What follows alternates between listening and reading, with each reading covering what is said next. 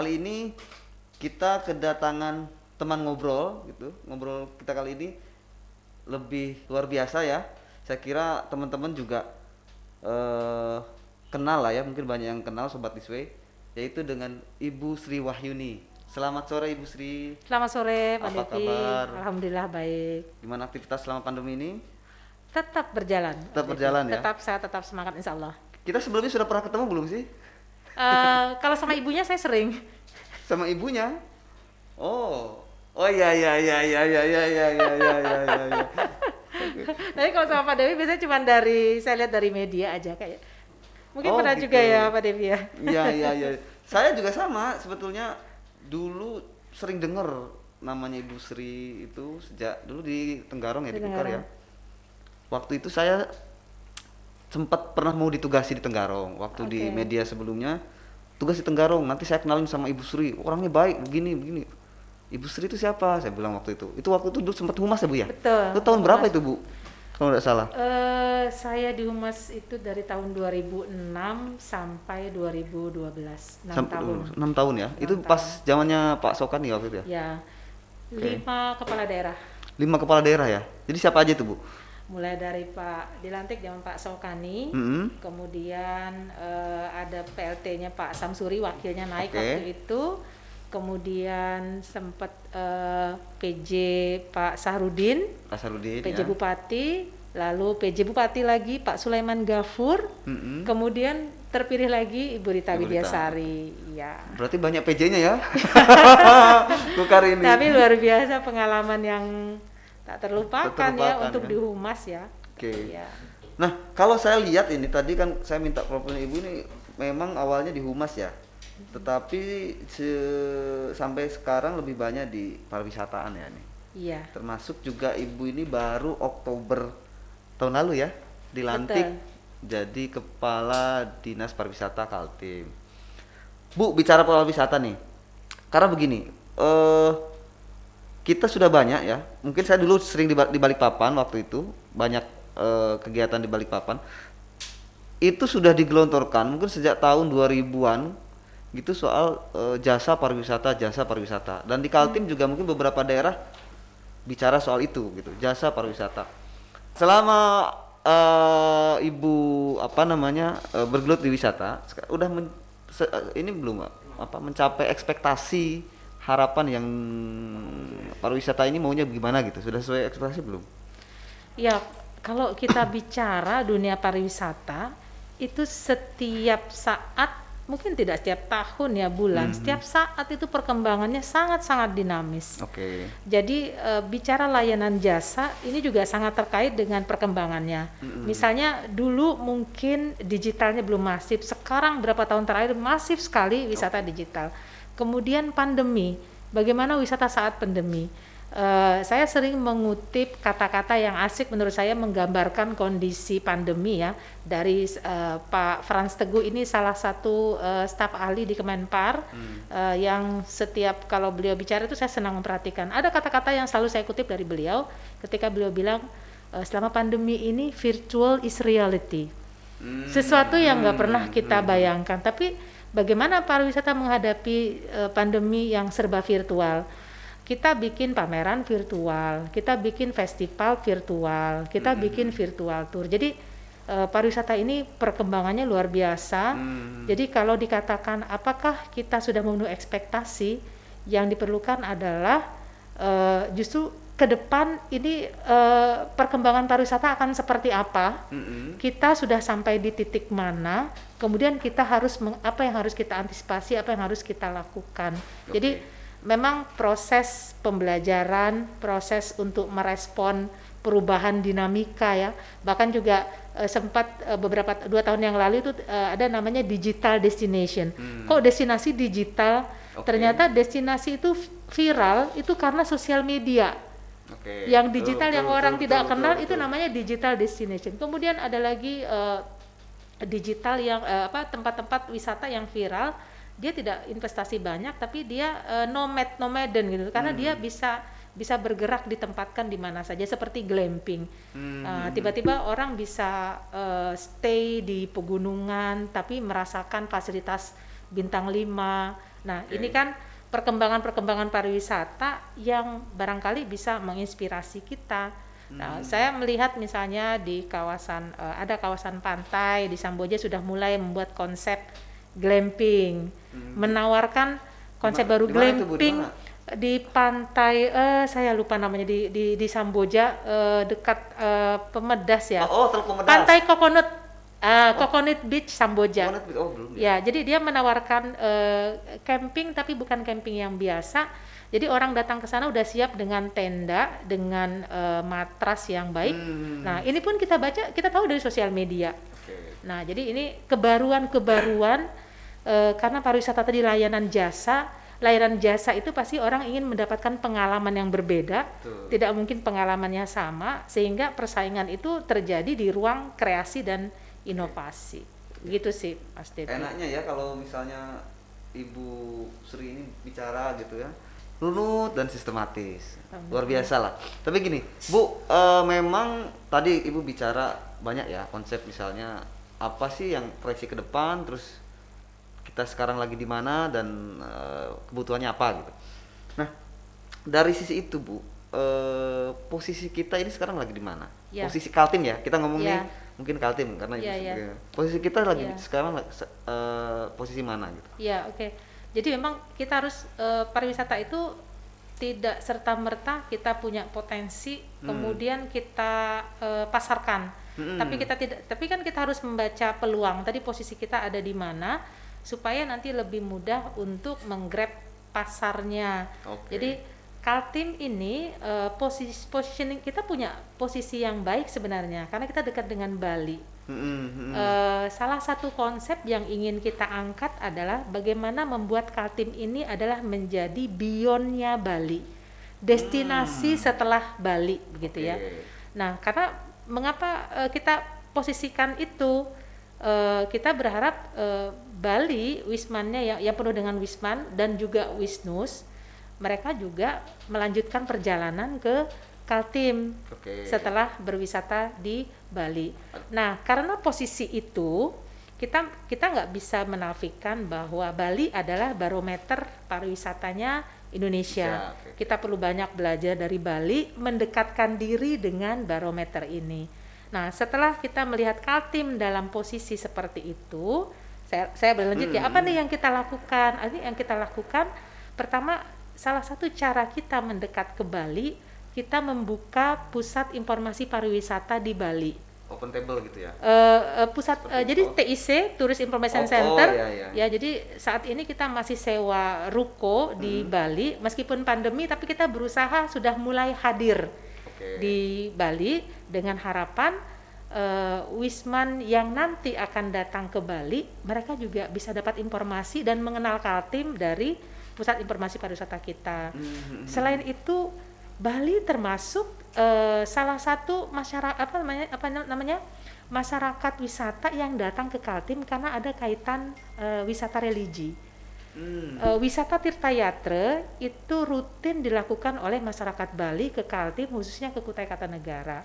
Nah, Tirtayatra ini menariknya, dulu orang-orang yang sangat dekat dengan kehidupan ritual ya, mengunjungi pura. Tapi sekarang tidak hanya mereka yang dekat dengan itu, tapi untuk kebutuhan ritual, kalau orang Islam itu umrohnya ke Mekah, orang Bali itu katakan umrohnya itu ke situs Yupa, ke Muara Kaman. Oh, itu terjadi Bu ya? Ya, pura yang di Kutai Kartanegara itu adalah pura terbesar di luar Bali. Orang Hindu bilang, orang India bilang, jadi ketika ada, ini orang Bali juga yang cerita ya, ketika ada masyarakat Bali datang ke India, orang India bilang, sebelum kamu datang ke sini, kamu udah pernah belum datang ke Kutai? Karena kan kita ingat Hindu tertua itu ada di sana. Jadi masyarakat Bali sekarang ada yang ibu-ibu arisan, pelajar, komunitas, kemudian kunjungan kerja itu dirangkai dengan Tirtayatra. Nah, ini kan potensi pasar yang kita harus mendekat. Bagaimana nanti merangkaikan mereka setelah Tirtayatra, mereka juga bisa berwisata, ada atraksi wisata yang banyak di Kaltim. Kak, Ibu kan sudah di Kukar lama ya? Iya. Maksud saya itu sedalam durasi 1 tahun itu kunjungannya cukup signifikan nggak? Berapa kira-kira volume yang khusus untuk kunjungan itu ya? Eh, Kunjungan apa nama tadi? Tirta Yatra. Tirta Yatra. Tirta Yatra Ya, ya. Oke. saya sih monitornya dari beberapa travel ya. Jadi waktu di Kukar kita juga bikin tabletop di Bali. Oke. Kita ajak travel, hotel, kemudian kita ajak travel dari Bali untuk saling bicara bisnis Oke. gitu ya. Nah, dari situ eh, dari angkanya persentase saya belum bisa sebutkan ya. Tapi peningkatan frekuensinya ada. Ada. Iya. Jadi dulu misalnya di Pulau Kumala kita jarang sekali melihat masyarakat Bali yang setelah dia beribadah dia datang ke Pulau Kumala. Sekarang mereka pun setelah datang ke Pura, mereka datang ke Pulau Kumala, mereka juga tertarik datang di Pasak Pura yang di tengah pulau itu, karena mereka juga beribadah di sana. Itu yang di mana? Di Pulau Kumala, Di Pulau Kumala itu ya, di persis tengah-tengah yang ya? di tengah pulaunya. Terus mereka juga bisnya itu parkir di Museum Mula Warman, kemudian di planetarium. Nah, mungkin di Samarinda mereka juga bisa eksplor tempat-tempat yang lain. Ini kan pasar lokal masyarakat Bali yang bisa digarap. Karena itu posisi itulah. Jadi Kaltim itu harus hadir di Bali. Kemudian nanti petugas informasi pariwisatanya nih yang kita rekrut dari orang Bali yang di sana. Badan Promosi Pariwisata Bali itu rutin membuat pertemuan-pertemuan yang berbicara tentang statistik pariwisata atau update airline atau perkembangan pariwisata dari tour operator berbagai negara. Nah, kita berharap nanti petugas pariwisata itu menjadi representasi kita mengikuti semua update informasi meskipun dia seminar yang berbayar, tapi kita kan mendapatkan resultnya. Nah, Gitu. seperti itu. Saya juga barusan udah dapat telepon dari Bali. Tapi ternyata yang promo hotel, Bu.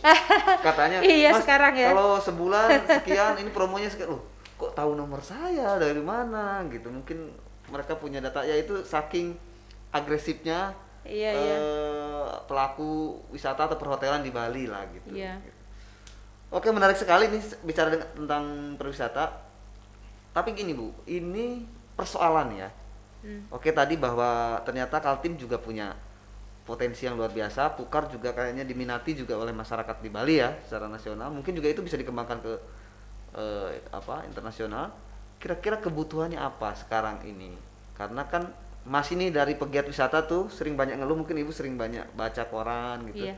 Di Balikpapan, di Samarinda, di beberapa daerah, oh kok kita infrastrukturnya kurang, anggarannya kurang, apalagi gitu objeknya misalnya kurang ditata seperti itu. Mungkin banyak keluhan itu. Kira-kira kebutuhan yang paling mendasar untuk itu apa, Bu? Iya, betul. Di International Tourism Index ya, infrastruktur itu memang daya saing nomor 1. Oke. Jadi ketika kita akan memajukan pariwisata di kawasan itu, maka jaminannya adalah bagaimana wisatawan mudah. Kemudahan itu kan tidak berarti dalam durasi yang pendek, tetapi yang dimaksud kemudahan itu adalah aksesnya itu nyaman untuk ke sana. Jadi sebenarnya wisatawan tuh tidak masalah 1 jam, 2 jam perjalanan, tetapi selama perjalanan itu infrastruktur jalannya tuh nyaman. Kemudian layanan tour operator atau travel selama perjalanan itu juga membuat dia nyaman. Ada titik singgah atau ada spot-spot atraksi sehingga dalam perjalanan 2 jam itu tidak membuat boring si wisatawannya. Nah, itu yang seringkali kita juga bukan terjebak ya. Kondisi di Kaltim ini ada 2 kondisi. Satu, ketika destinasinya itu sangat tidak biasa, akan didatangin meski apapun kondisinya, itu juga menjadi daya tarik ya.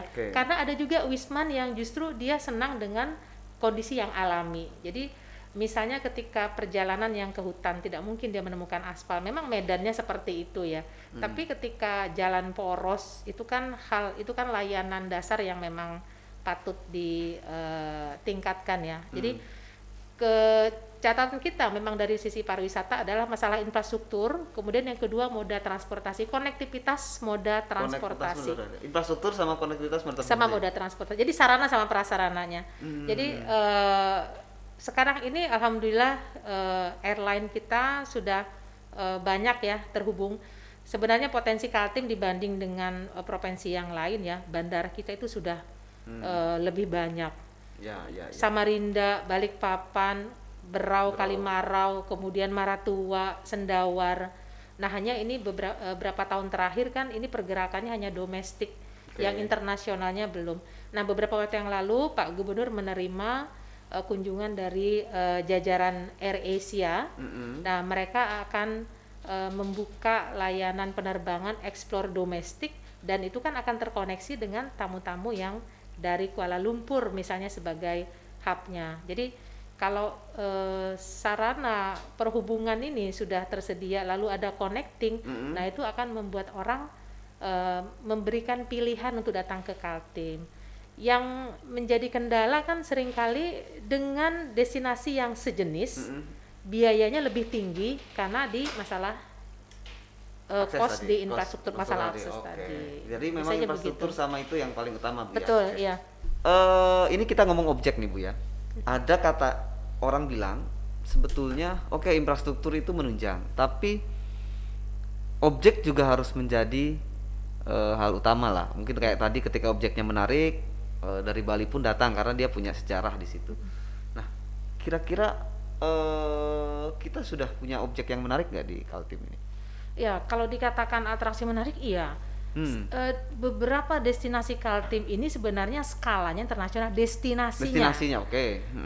tetapi dalam beberapa supervisi kita yang seringkali jadi yang masih belum, yang perlu diperkuat itu adalah layanannya. Nah, jadi misalnya kita punya wisata bahari yang luar biasa, tapi ketika banyak orang membandingkan dengan tempat yang lain, kualitas destinasinya kita di atas, tetapi kualitas layanannya kita yang belum setara. Contoh? Nah, pelayanan resort, kemudian kulinernya, restorannya di tempat lain destinasinya masih di bawah Kaltim ya, misalnya bahkan destinasi yang skala yang internasional, berarti kita perbandingannya negara lain ya. Sama-sama punya wisata bahari, tapi mereka layanan purna jualnya itu benar-benar sudah service excellent. Jadi orang datang itu kan pulang benar-benar membawa pengalaman. Dia dilayani dengan baik sebagai wisatawan.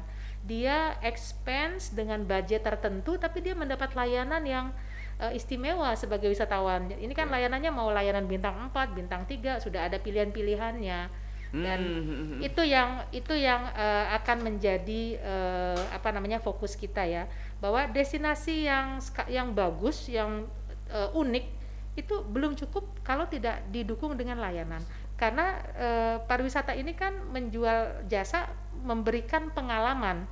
Nah, ketika dia mendapatkan pengalaman, destinasinya bagus, layanannya oke, nah dia dengan mudahnya akan membawa orang untuk datang kembali. Itu Bu, tugas gini, apakah itu menjadi tugas pemerintah atau ya tugas investor? bersama ya. Jadi terkait dengan bagaimana penerapan service excellent di semua ya, di tidak hanya destinasi wisata unggulan, wisata bahari, hutan, restoran, hotel. Ini tugas dari pemerintah untuk termasuk Pemprov ya, Dinas Pariwisata, itu dalam hal pengembangan kapasitas SDM-nya, bagaimana memberikan layanan service excellent, kemudian bagaimana memfasilitasi sertifikasi kompetensi. Ini kan service excellent ini terkait kompetensi pelaku usaha pariwisatanya.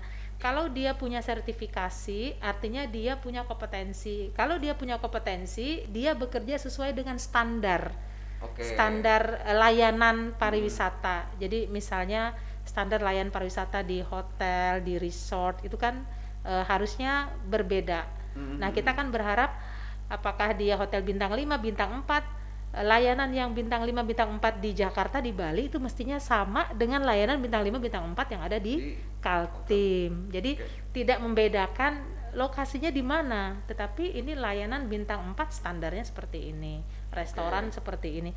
Kalau toh dia non bintang ya, tetapi tetap ada standar layanan untuk wisatawan. Jadi isunya adalah masalah kompetensi, bagaimana kita sebanyak mungkin melakukan sertifikasi kompetensi.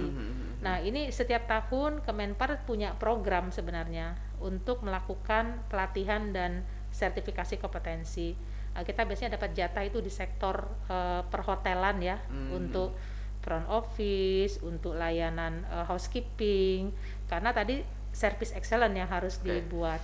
Nah, tahun ini Pak Depi misalnya yang kita lakukan untuk para tua Maratua tuh di Berau di ya. Berau, Oke. ya resortnya Maratua ini kan destinasinya skalanya internasional. Ya, ya, ya. Bahkan Betul. orang bilang ini Maldives-nya Indonesia. Nah, kalau kita ngelihat bagaimana layanan di Maldives itu mulai dari mereka booking sampai pulang, itu kan sangat-sangat terlayani konsepnya dengan baik. Sajian makanannya, packagingnya, itu Ya. semua dikemas dengan baik. Nah, dari sisi itu kita yang masih perlu support ya.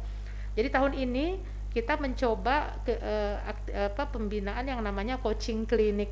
Jadi kita ingin mempertemukan owner resort dengan GM-nya.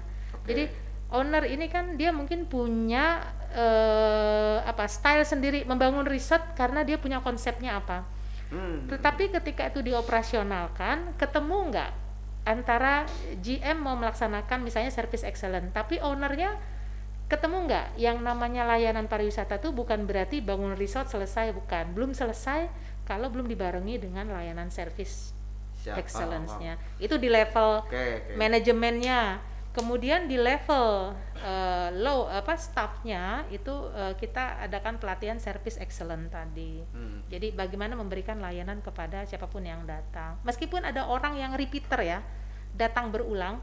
Nah, ini kan perlu kita evaluasi juga apakah mereka datang karena itu adalah pilihan terdekat Atau atau karena memang dia suka. senang atau ya Senang, kan ya. dengan layanannya. Nah, harapan kita sih siapapun yang datang itu pulang dengan kepuasan. kepuasan. Iya, begitu. Nah, begini Bu, itu kan kaitannya juga dengan investor ya. Iya. Untuk pengembangan, karena kalau misalnya itu sudah ada terus ditata pelayanan sertifikasi ini investornya gimana? Apakah juga Dinas Pariwisata atau Pemprov Kaltim dalam hal ini juga punya concern ke sana atau sudah Iya. melakukan kerja-kerja apa saja untuk menarik orang? Karena kan mungkin untuk infrastruktur ini nggak bisa semua pemerintah ya, kalau Iya, betul. nggak bisa semua pemerintah, mungkin harus ada menarik investor. Apa upaya-upaya yang sudah Iya, mungkin betul. dilakukan? Tadi saya tambahin sedikit ya. Tadi untuk peningkatan kapasitas SDM pariwisata, dunia pariwisata ini kan pemerintah nggak bisa sendirian. Oke. Kita harus pentahelix ya. Dengan seperti ini dengan media, kita Ya. bicara pariwisata, dengan akademisi, kita harus dengarkan rekomendasinya, misalnya kemudian kajian, melakukan kajian, kemudian dengan industri, dengan masyarakat, komunitas masyarakat wisatanya. Nah, tadi saya ingin tambahkan sedikit sebelum ke investasi ya, bagaimana juga khususnya pada masa pandemi ini, industri pariwisata punya PR untuk menerapkan protokol kesehatan. Nah, itu bagian layanan pada masa pandemi adalah penerapan protokol kesehatan. Jadi pemerintah itu bukan melakukan larangan berwisata, tetapi berwisata aman pada masa pandemi, yang berwisata menerapkan protokol kesehatan, tetapi pengelola destinasi atau penyedia jasa pariwisata juga menerapkan protokol kesehatan. Prokes di lingkungan pariwisata itu sebutannya CHSE. C-nya untuk cleanliness atau kebersihan. Lalu H-nya health, kesehatan.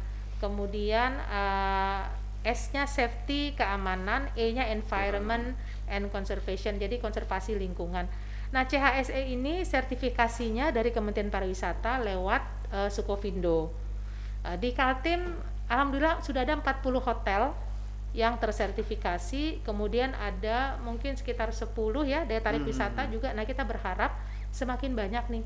Ini isiannya mandiri, tidak dipungut biaya, dan akan difasilitasi oleh Kemenpar. Nah, kalau bicara investasi, nah itu juga pariwisata ini memang harus membuka banyak peluang, dua sisi ya. Ada pariwisata yang dikelola oleh masyarakat, kelompok sadar wisata, komunitas wisata atau BUMDes. Seperti di Jogja itu ya, Gunung Kidul. Iya. Itu banyak dikelola oleh. Ada juga pariwisata yang dibuka ruangnya untuk investor. Nah, mungkin resort atau kebanyakan resort ya, daya tarik wisata kita belum ya, misalnya Malang itu kan dia punya investor, Jatim Park itu kan investor, kita berharap ada seperti itu. Nah, dalam rangka ke sana tentu untuk menawarkan kepada investor, menawarkan potensi saja tidak cukup, karena investor perlu data ketika dia investasi di sektor pariwisata, yang diinvestasi ini apa saja, di kawasan itu ada apa, fasilitasnya yang sudah ada apa, masyarakatnya di sekitar itu apa. Dia kan akan berhitung apakah nanti bisa kerjasama sehingga dia tidak mulai dari nol. Nah, untuk kepentingan itu mulai tahun lalu kami Dinas Pariwisata sudah mulai merancang kegiatan kajian ya yang kita sebut dengan bisnis model. Kita mulai dari Pulau Kaniungan. Jadi Pulau Kaniungan itu ada profiling kawasannya. Pulau Kaniungan itu di daerah Brau ya, oke. Jadi setelah Labuan Cermin itu dekat sekali ke Kaniungan, Pak Devi, mungkin sekitar 1 jam atau jam setengah ya. Jadi Kaniungan besar ini sangat potensial. Kenapa perlu profiling kawasan di sana? Karena ini adalah kita konsepnya ekowisata island. Sudah ada 2 resort dan ada beberapa homestay. Nah, ketika diteliti ternyata masih dimungkinkan 1 resort lagi, masih dimungkinkan pembuatan mini golf misalnya, kemudian ada area camping, dan nanti dipetakan area camping bisa dikelola komunitas atau masyarakat, resort dan mini golf itu yang bisa ditawarkan oleh investor. Tapi lingkungannya luar biasa, spot divingnya, spot snorkelingnya, Kaniungan sangat punya. Nah, setelah profiling kawasan supaya nanti tidak sporadis kan pembangunannya, kemudian tahun ini kita membuat perhitungan bisnis modelnya. Berapa sih nilai investasi yang diperlukan? Lalu dari nilai investasi itu keuntungannya sampai dengan berapa tahun? Okay. Nah, setelah kita buat bisnis modelnya itu, tahun ini juga kita akan buat forum investasi pariwisata. Bisnis modelnya sudah dibuat ya, Bu? Sudah ada? Profiling kawasannya sudah. Tahun ini lanjut dengan bisnis modelnya. Jadi bisnis model ini yang diperlukan oleh investor. Betul. Hitungan-hitungannya, investasi dia luasannya berapa, investasinya apa saja, gambaran nilai ekonominya berapa, infrastruktur yang sudah tersedia apa saja, masyarakat di sekitar apa saja, dan itu nanti akan kita bawa ke forum bisnis, forum investasi pariwisata. Karena begini, mungkin ini cerita saja Bu ya. Iya. Pengalaman saya di Balikpapan, ada ketemu dengan pengusaha di Balikpapan waktu itu. Dia mau investasi di mengelola Pantai Segarasari Manggar kalau nggak salah. Tapi waktu itu sempat mencuat rame gitu dibahas, tapi akhirnya nggak jadi. Ya, saya mungkin nggak terlalu detail cerita soal dalamannya. Artinya apa? Bahwa sebetulnya ada orang investor lokal waktu itu lokal, dan dia menggandeng juga nasional gitu untuk melakukan itu. Cuman mungkin ada persoalan di komunikasi di tingkat investor itu dengan pemerintah setempat. Nah, hal-hal seperti ini juga menjadi persoalan mungkin ya Bu ya ke depan. Apakah itu juga sudah menjadi ini ya? Apa mungkin ada protap SOP tertentu dalam mengelola melayani investor yang mau datang gitu Bu? Iya, jadi salah satu kalau tadi kebetulan rapat dengan Bapeda, salah satu yang diharapkan dari RKP pemerintah pusat ya pada masa pandemi ini kan masalah investasi. Nah, termasuk di sektor pariwisata ya, yang prospeknya ke depan kan masih boleh dikatakan bagus ya. Apalagi setelah pandemi orang mungkin sudah menunggu-nunggu kapan akan berwisata gitu. Kami tuh buat forum investasi itu juga sekaligus menginternalisasi dan membiasakan gitu ya, membuat bukan tradisi ya, semacam tahapan kepada teman-teman kabupaten kota, bahwa setiap tahun kita akan di suatu provinsi Desa Pariwisata akan membuat forum investasi. Kita yang buat. Nanti forum itu siapa yang hadir? Gubernur, lalu ada investor dan mungkin duta besar. Nah, tentu yang kita sampaikan forum investasi itu tidak hanya bisnis model yang kawasan unggulannya Kaltim, tapi kita berharap kabupaten kota juga harus menerjemahkan rencana induk pembangunan pariwisata daerahnya. Jadi PR-nya kan rencana induknya punya, tapi bagaimana bagaimana menerjemahkan rencana induk itu supaya dia operasional. Jadi misalnya swasta berperan di mana? Untuk bisa mematahkan swasta berperan di mana harus dibuat profiling kawasannya, bisnis modelnya. Itu rencana induk itu yang buat kemarin siapa Bu ya? Pemerintah atau? Iya, itu kan dari pemerintah ya. Biasanya pemerintah menggandeng pihak ketiga. Jadi kita sudah dorong kabupaten kota. Nah, saya dengar kemarin Kukar itu sudah membuat profiling kawasan. Nah, mudah-mudahan datanya yang mendekati bisnis model, katanya ada 5 kawasan yang sudah dituangkan yang bisa ditawarkan kepada investor. Selain Kukar, Ya. apa lagi? Yang udah itu. Nah ini saya belum tahu. Kemarin saya update karena itu juga memang waktu saya ingat juga waktu di Kukar kita sudah mulai membuat turunan itu ya. Jadi Ini lanjutannya yang Bu Sri dulu kan? enggak juga, maksudnya waktu itu belum sebanyak ini malah. Oke, Bahkan oke. tahun yang ini ada 5 katanya yang sudah. Jadi saya tahu karena jejaknya saya tahu gitu ya, Iya, 5. iya. Kemudian ini kita harapkan jadi contoh bagi kota-kota yang lain. Nah mungkin Manggar mungkin kendalanya seperti itu. Oke. Jadi ada potensi, ada pengelola ketika investor mau masuk, ini kan harus direncanakan, Rencana dikaji. induk ya. Dan kalau di Rencana- luar rencana itu nggak bisa. Rencana induknya ada, tetapi mengoperasionalkan kan Oke. rencana induk itu ada kawasan strategis, ada kawasan pengembangan. Mm-mm. Kawasan strategis itu misalnya kalau Balikpapan ada kawasan Pantai Manggar dan sekitarnya. Nah, di Pantai Manggar itu di mana pemerintah Balikpapan nanti mau di mana ruang investasi itu akan dibuka. Hmm. Apakah di Pantai Manggarnya atau di sekitarnya atau ada bukit. Oke. Nah, itu kan kita perlu dukungan kajian dari akademisi atau dari ahli pariwisata. Oh, dengan potensi kawasan ini, investor itu bentuk investasinya resort atau villa atau memang pantai itu mau dikelola. Kalau itu kan kerja sama pihak ketiga juga bisa ya. Ya, Tapi ini kan hanya operatornya aja. Tapi kalau bicara investasi, berarti kan ada nilai kapital yang akan ditanamkan. Itu kan berarti harus dirancang. Seperti itu sih. Oke, Mas menarik. Devi. Oke, kita nih sekarang bahas wisata virtual nih. Wisata virtual itu apa sih? Karena saya masih bingung nih dari mana apa namanya bisa mendapatkan benefit yang bagus ya. Karena kan setahu saya kalau saya sendiri menjadi apa namanya ikut wisata virtual rasanya saya malas mendingan datang ke lokasi langsung ya.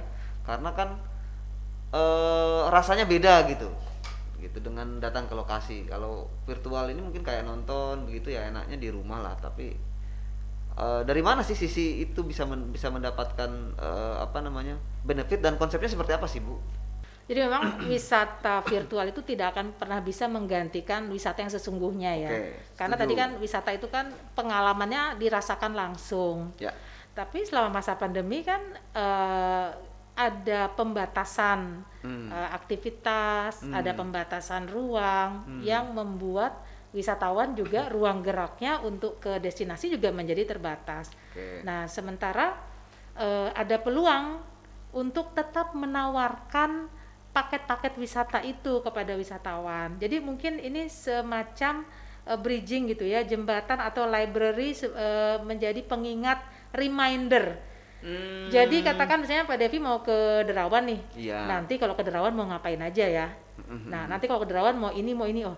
Dibuat virtual tour itu untuk mengenalkan nanti kalau ke Derawan tuh jangan lupa di Derawan itu ada snorkelingnya misalnya di Maratua, ada gua Haji Mangku itu yang kalau masuk di dalam nanti oke. bisa keluar ke laut misalnya. Ada aktivitas apa aja itu bagi yang mau ke sana, bagi yang belum setelah dia melihat virtual tournya dia juga bisa tertarik. Satu sisi itu adalah alternatif bagaimana tetap menghubungkan destinasi wisata dengan wisatawan. Oke. Promosi ya. Di sisi yang lain ada potensi ekonomi di sana. Apa itu Bu? Nah, ekonomi? bagaimana potensi ekonominya? Virtual tour yang digarap oleh endorse yang sekarang itu ada yang berbayar, ada yang free. Contohnya yang berbayar itu Nah, gimana? jadi pada saat berbayar ada misalnya salah satu vendor yang terkenal tuh Aturin ya. Dia menawarkan bagaimana virtual tour itu bisa dilakukan secara serentak pada jam tertentu dimanapun tempatnya. Misalnya yang awal-awal menjadi contoh itu wisata keliling Jakarta 15.000 jam tertentu. Jadi kalau kita membeli paketnya 15.000, kita dapat akses untuk ke link untuk ke YouTube misalnya, ke linknya sudah ada begitu ya.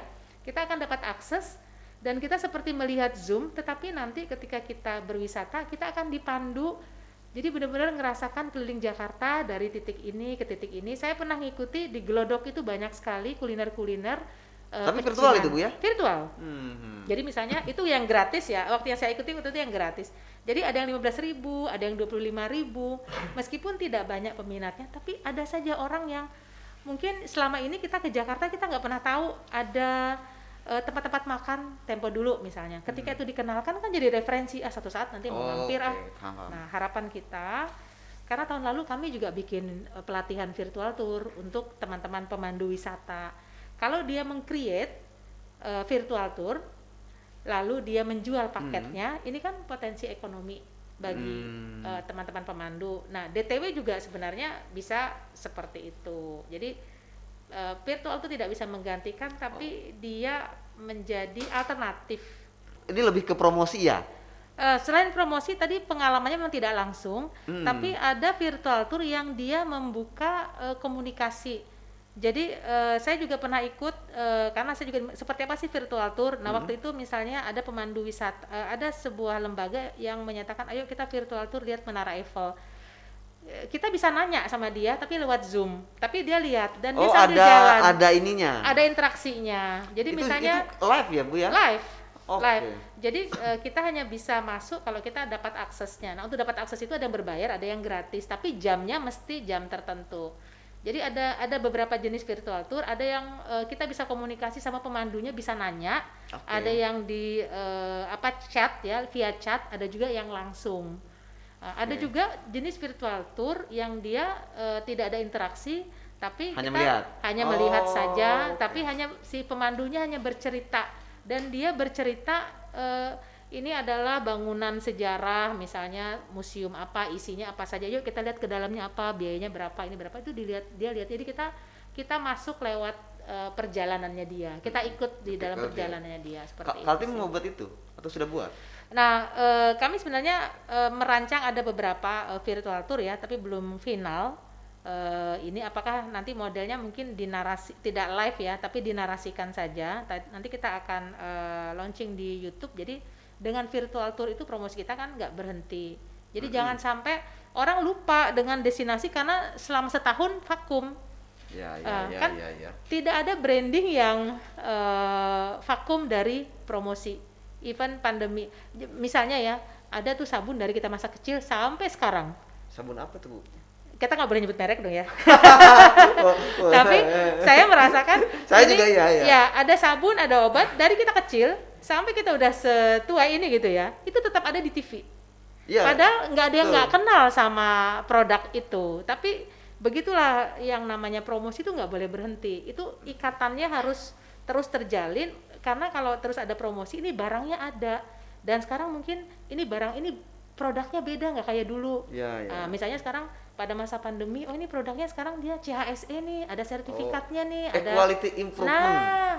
Equality improvement. Bahasanya begitu ya. Betul. Jadi kalau ilmu komunikasi itu ada namanya meningkatkan ekuitas merek.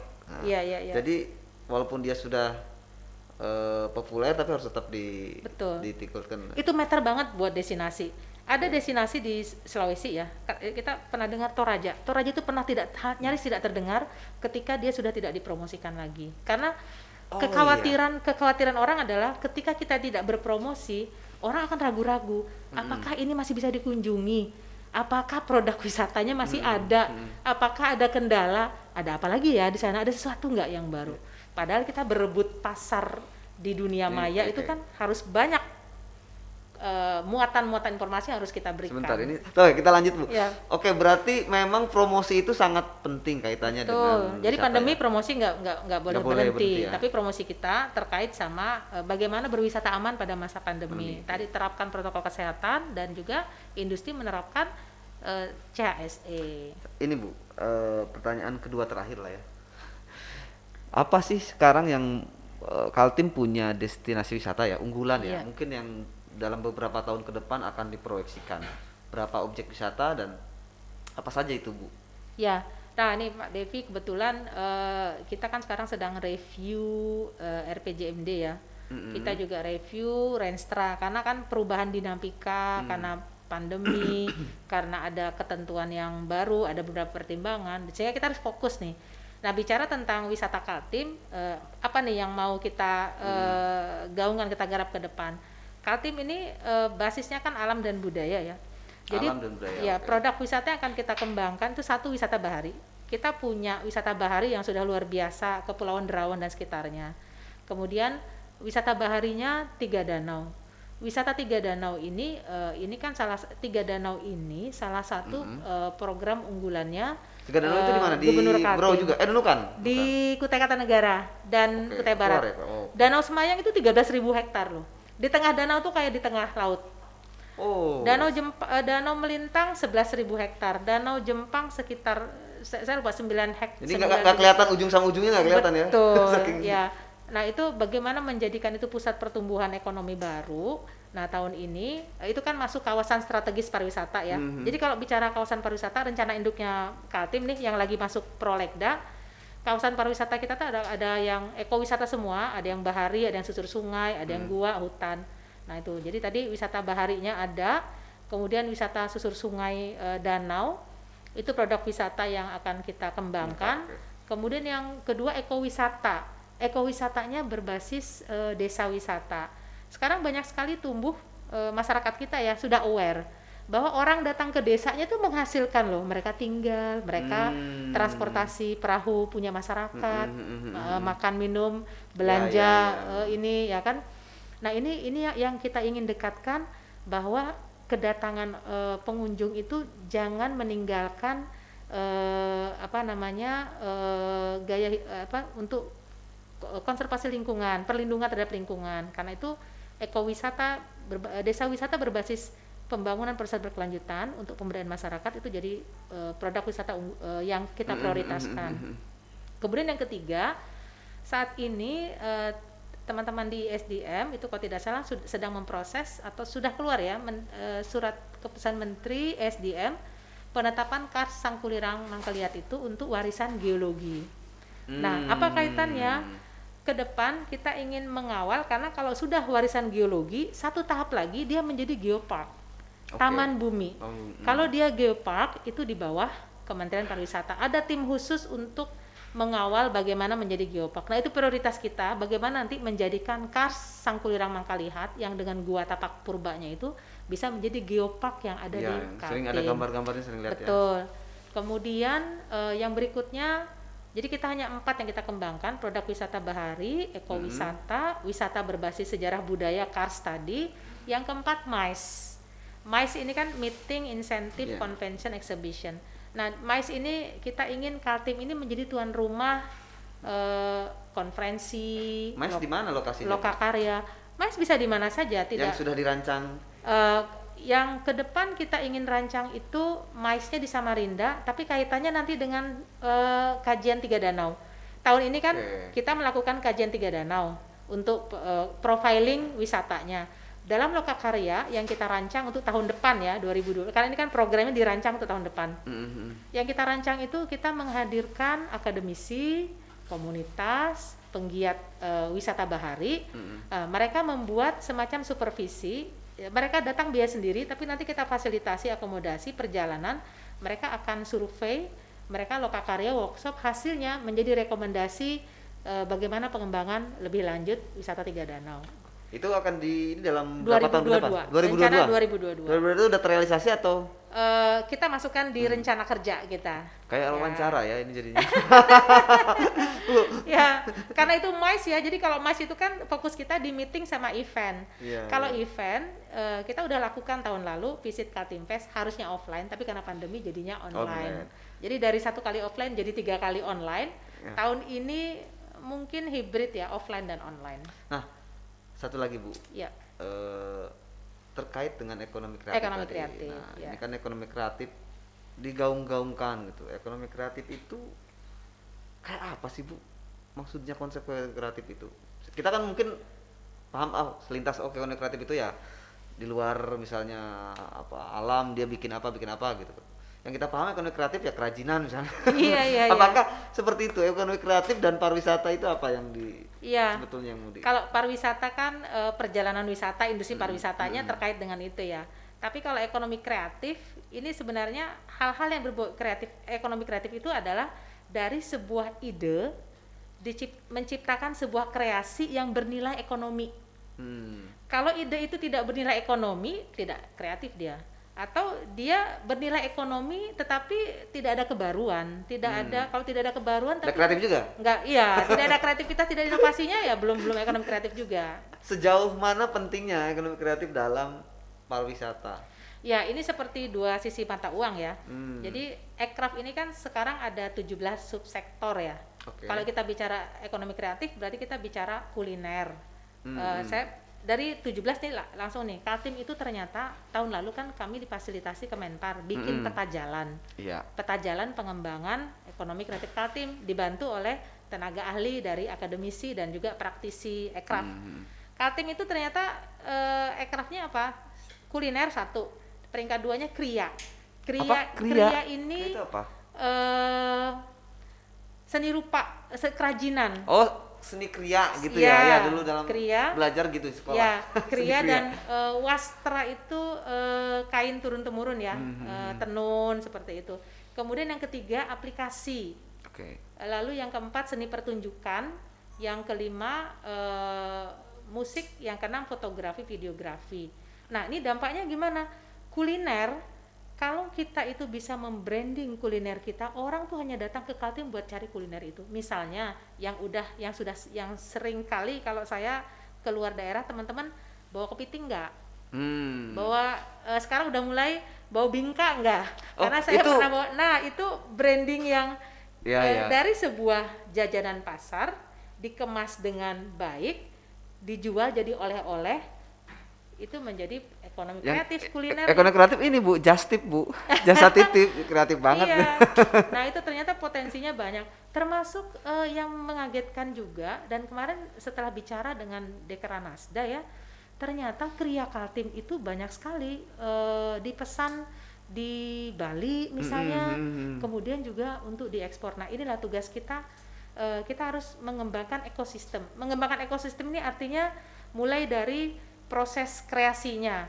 Misalnya kalau Kria, kendala dia tuh di mana? Apakah di bahan baku, atau di produksi tenaganya, atau alatnya, atau di distribusinya, pemasarannya, atau di konsumsinya, kepuasan pelayanan, atau di konservasi. Bagaimana nanti keberlanjutan dari produk itu ekosistemnya. Ekosistem yang satu lagi, ini bagaimana peran komunitas, kan nggak bisa sendiri ya Ekraf. Tadi pentahelik, pemerintah mau bantu di mana, akademisi bantu di mana, media bicara Ekraf, itu juga publikasi yang luar biasa kan. Kemudian masyarakat nanti perannya apa. Jadi itu PR yang tidak gampang, tapi kita memang niat bahwa pengembangan produk wisata dan pengembangan ekonomi kreatif itu menjadi strategi kebijakan sampai dengan 2023. Oke. Dan saya yakin kalau lihat profilnya Ibu bisa berjalan dengan bagus ya di Kaltim ya. Amin. Tentu dengan dukungan semua pihak lah. Insya Allah, amin. Ya. Kita berharap Bu Sri bisa memberikan warna di pariwisata Kaltim khususnya, dan juga betul-betul bisa menjadi sektor penggerak ekonomi lah. Betul. Karena selama ini banyak diharapkan tuh pariwisata itu ketimbang mungkin Kaltim karena banyak SDA ya. Betul. Nah, mungkin ketika sektor pariwisata ini menggeliat, mudah-mudahan bisa menjadi mengkonversi yang ekonomi bergeser dari antara SDA ke ekonomi kreatif dan pariwisata. Oke, banyak sebetulnya yang mau diceritakan, tapi mungkin bisa bersambung ya, next time kita akan ketemu lagi dengan Ibu Sri. Mungkin nggak usah ya Bu ya? Siap. Ya, senang sekali bisa bicara pariwisata di sini. Semoga saya akan akomodir deh Ibu untuk ngomongin pariwisata apa saja di Disway. Karena 1 jam nggak cukup ya. 1 jam nggak cukup. Mungkin nanti kita datangkan siap. yang lain ya. Pendamping. Unsur-unsur yang lain juga boleh. Teman-teman asosiasi pariwisata boleh. Kita membahas tema-tema tertentu ya Bu ya. Boleh. Oke, terima kasih. Itu nanti tunggu, stay tune aja di channel nomor 1 Kaltim. Selamat sore. Assalamualaikum warahmatullahi wabarakatuh. Salam Disway. Gini Bu. Susah ya? Susah. Tapi dibalik ini. Oh gini, benar ya? Iya. Oke. Ya.